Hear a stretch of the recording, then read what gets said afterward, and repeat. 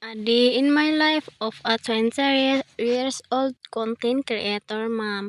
Another day, another vlog. Hello guys, kumusta kayo? Char, nagtagalogin ng palakain. Dito.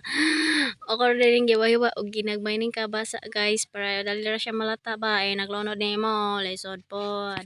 O ako nang giwa-hiwa siya guys. Ubay-ubay di po ni akong kinunan guys kay daghan man po yung mga on. Pagkahuman ako giwa sa kabasa guys, nagkuha dayon ko dire og kamunggay.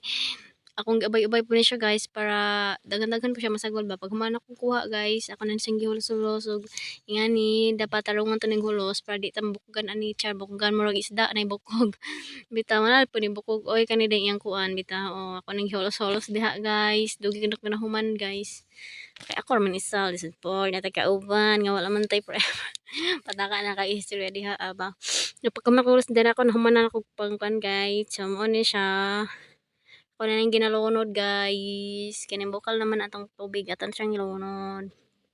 Ako na siyang gitimplahan dayon. Mga na ako na siyang gitimplahan. Church na naman. Nangutana da ay no. Taga Asako. Chareng. Taga Danaw. Taga Danaw. Bitaw ay. Asamok. Guys. Ako na siyang okay diha para mahalo to. Para mahalo ang atong gitimpla gani ha. Muna siya guys oh. So siyempre kay nahuman naman tagluto matik maghukad na ta kay aron mukaon. So wala na mo mga una ta.